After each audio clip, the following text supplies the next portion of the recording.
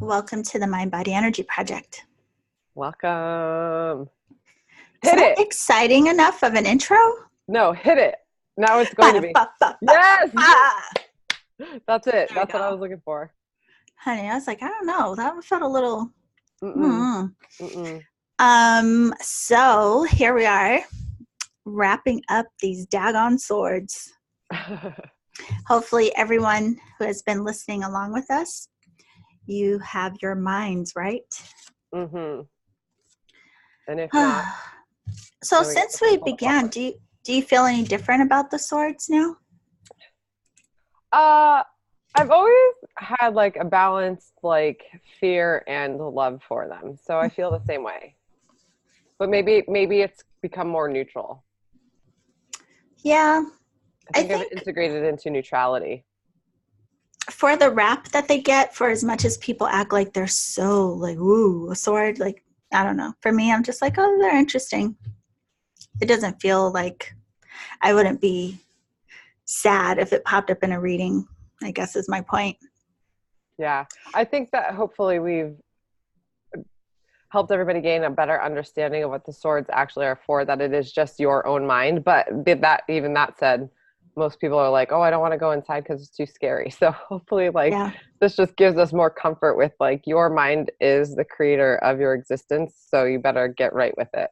Your mind is the sword. It can either cut to free yourself, or it could be used in defense. It could be used haphazardly. How are you using your sword? Mm-hmm. Come on, let's wield it. So we're going to the court cards. I think I'm just excited because since we're at the end of swords, we only have one suit left, and then this tarot journey is a wrap. Yeah. Mm-hmm. We did it. We survived the tarot, the pip cards. Yeah. So you want to start us out on this? Yeah. So the first one is the Page of Swords. And I feel like this always makes me think of like a Shakespeare play. Mm-hmm. Like he's just like, he has a sword to the side and he's kind of being like a little bit coy, you know? Yeah. So I feel since it is the page and it's the study of the suit and it is of the mind, it's sort of kind of like, ooh, like what's my mind thinking about now? You know, it's really interesting, I guess, with these cards because just like you said, it reminds you of Shakespeare. It makes me think of why sometimes it can be nice to find other decks, like outside of just the traditional Rider-Waite. I think Rider-Waite is really cool to learn the cards, but I think it can be helpful to have another deck with maybe different artwork that just is more resonant to you, that speaks more to you. So you saying that's a Shakespearean type look. Mm-hmm. This card, first I'll say, it reminds me of like, be alert, be ready, you know, maybe there's a quick decision that has to be made. But here's my Afro Goddess Tarot, and it's a totally different depiction. I mean, that does not look Shakespearean at all, you know? And not even a little bit. Very seductive. Honey, it is. Very seductive. Kind of coy in a way. But, you know, it's still, both hands are on the sword, just like in the Rider-Waite. So that makes me feel like that energy of alertness, like ready to make a decision, ready again to like wield that sword. Oh, you gotta be ready. Stay ready. I've understood this card also could be like a little bit gossipy, you know, that there's just kind of talk that is maybe not very mindful. And that's sort of a whimsical feeling that I get in both the card that you just showed and the Rider-Waite deck. Yeah. You know, that it's like, it's kind of like, it's an unbounded thought processes. Yeah. What's happening in your brain? Because I was trying to remember, I think there's something else about this card, like maybe a solution is coming. And I've got distracted by my other deck, but I think it's also like a solution is coming, which is like a great thing to see. Again, you know, there's so many times where, and even with when we talk about like the symbols and the cards and the imagery, going back to the Rider-Waite, I mean, he is wearing a red boots and a red kind of shirt, which also is like that fire energy. So again, it's like that quickness, right? And alertness. Red is just such a color of alertness as well. So it's interesting to me. I guess because of how we've gone through all of this, just again, like paying attention to those little details, even the trees in the background, it's windy, his ponytail is flowing in the wind, or I don't know, their ponytail is floating in the wind. And so it makes me think of those times too, where like, do you ever feel like you're not alert or you're not paying attention, or something happened where you felt like you would have been better off if you had really been paying attention, or you know what I'm saying? Yeah. I also like how he's standing on what seems to be a mountain or a cliff's edge. The traditional meaning of this, one of the traditional meanings is contracts. So maybe that's what you were thinking, like something was coming. Did I say something's coming? I don't know. I said like alertness. I forgot already. I said quick, alert. It's like fast moving energy. Maybe some news is coming out of the blue, that type of thing. Every time I think of a page, I think of news coming from somewhere out of the blue. But yeah, they're like the little newsboys of the suit, right? Yeah. Messages. And actually with the quickness, I mean, this one too, look at the night moving right along. Yeah. The night, I mean, now that is some fast moving energy. So this one is probably more so like, makes me think of like candidness even, or assertiveness, like ready to go. This one is ready to go. Yeah, he's already going. Yeah. And it looks like it's still a windy day, but he's moving with the wind, like in the direction. Well, it looks that way with the clouds. Well, it seems like an interesting progression, right? So if we have the page where it's like we're alert, we're on guard, we're ready for something, but then like once that news comes in, or once we become aware of whatever it was that, you know, we needed to be alert for, honey, it's going to be time to charge into action. You better act, you better go, think fast, no dilly-dallying around. What are you going to do? Yeah. It's also a little bit stressful too. Like, it's like he got the news and is just like, go. Like, almost maybe if it wasn't fully thought out here, you know, they waited for the news and it wasn't fully thought out. And he's like, all right, well, I got to kind of like make up for whatever whimsical indiscretions of the page. Well, that's interesting. I love that because it shows like how like we all interpret differently. Like this fast moving energy to me is exciting. It doesn't make me nervous. It's like, yes, honey, we don't have to. I would be more unnerved if we were like going slow pace, like, could we get on with it? Like, yeah, that's a really good point, because there's so much red in this card, and because everything's moving in that downward angle, like the horse and the clouds and stuff, it makes me think that they're like, shoot, we got to like fix something and pick it up and move quickly. Totally. Okay, well, since these two were so fast to acting, we move into the Queen and the King, who both are connected to the energy of justice, which is interesting. But here's the Queen. There's the Queenie. This Queen in particular really speaks to the energy of logic. Remember, swords are all about the mind. So this is like a logical mind, being smart. It can even be the energy of a perfectionist. And look at how upright she's holding that sword. Here's the Afro goddess. Ooh, yes, honey. Yeah. That one gives me life. But yeah, what do you think of this one? I feel like she's a little bit standoffish because she wants to be really clear with her information. So there doesn't seem like a whole lot of emotion in this, but it does feel like she's out for the benefit of all with the way that she's going to direct her intellect and her decisiveness. But it's not like we're not going to go and like curl up in her throne and have her hold us. It's interesting the way I always like to look at the positioning of the people in this, the knight and the what is it called? The page. They're both kind of headed or looking towards the right. The Queen is looking to the left, and then the King is straight on, dead on. So I think it's really interesting, like with this card in particular, that she's not front facing. Like we're only seeing the side view of her. Which I think that's what makes me feel like she's more of a director than she is kind of like bringing us all in. It's almost as if she's giving the king advice.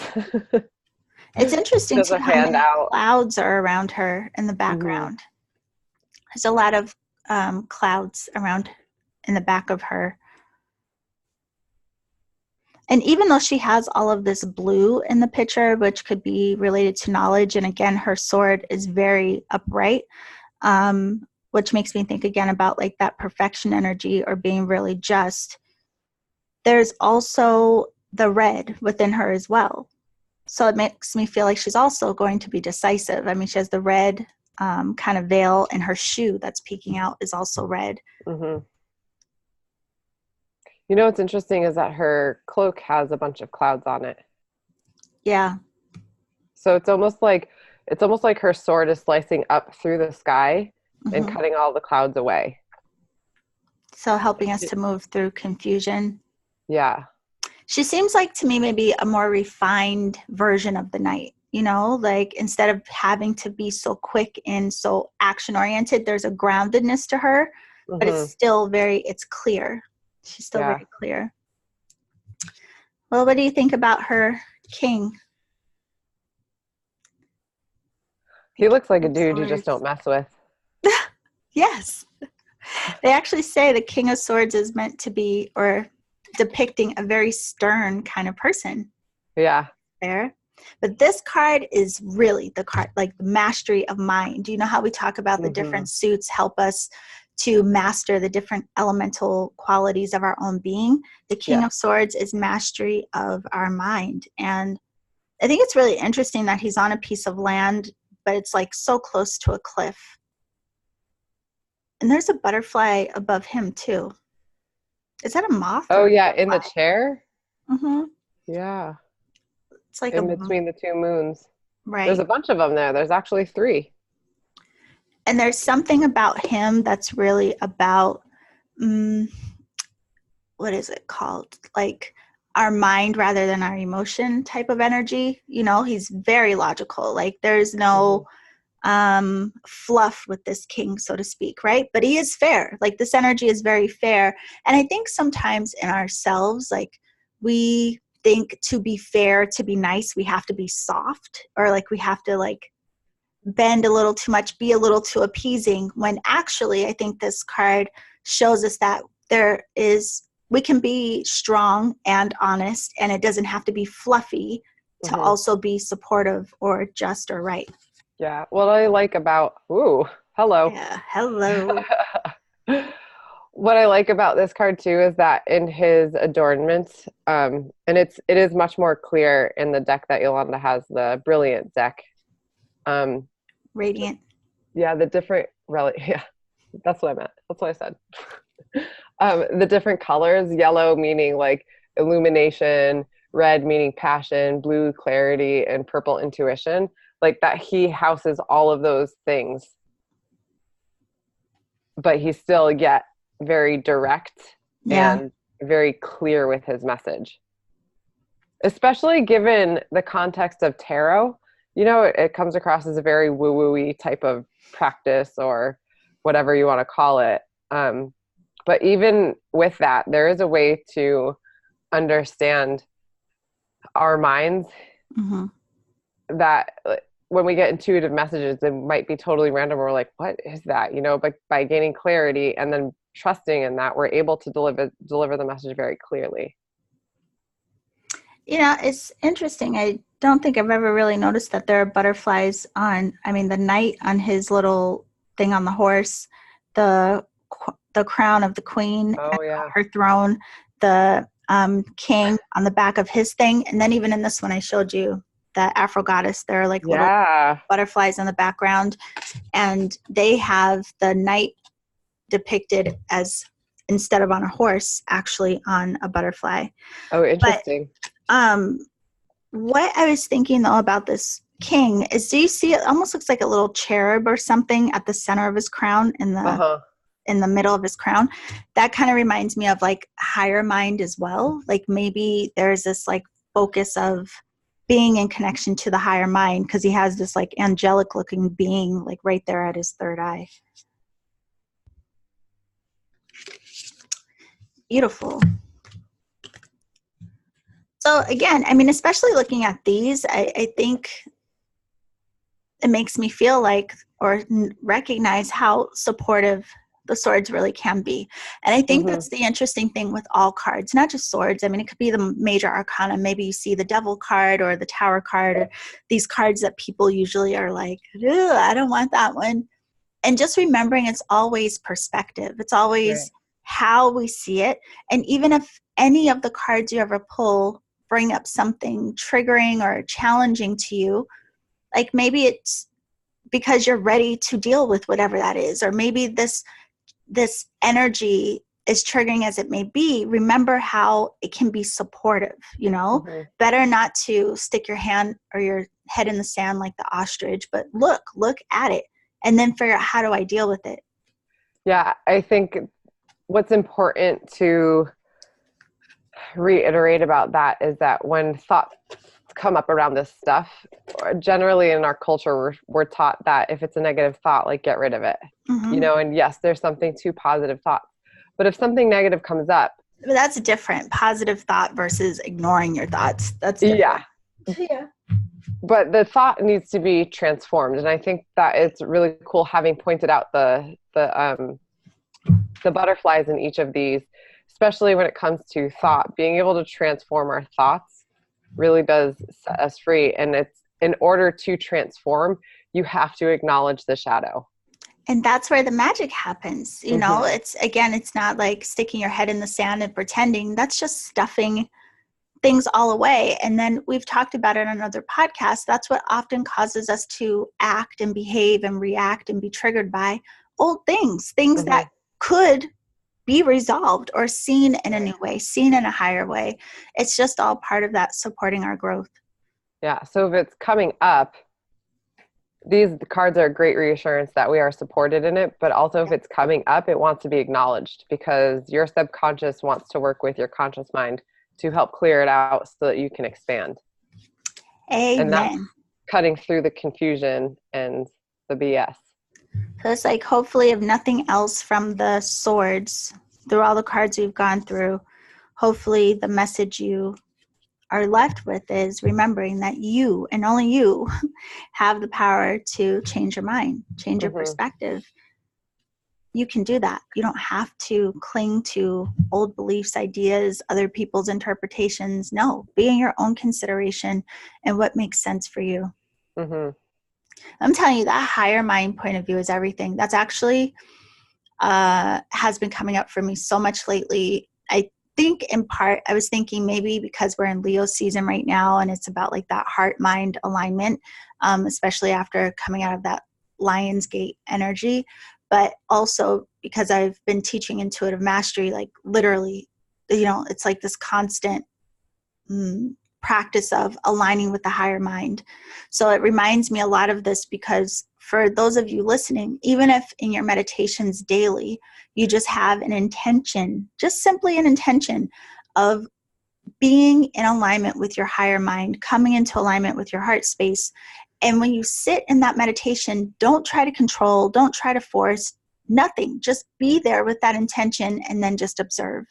Let yourself let go and just observe what you feel, where your mind goes, what comes to mind, what comes up for observation. And then again, think of these swords and how that information that's revealing itself to you can be changed just by your perspective in a way to support your own growth. Yeah, as you're saying that, the devil card came up in the major arcana, which, shackles us to things. And if we just reverse it, then the shackles can fall off. So, yeah.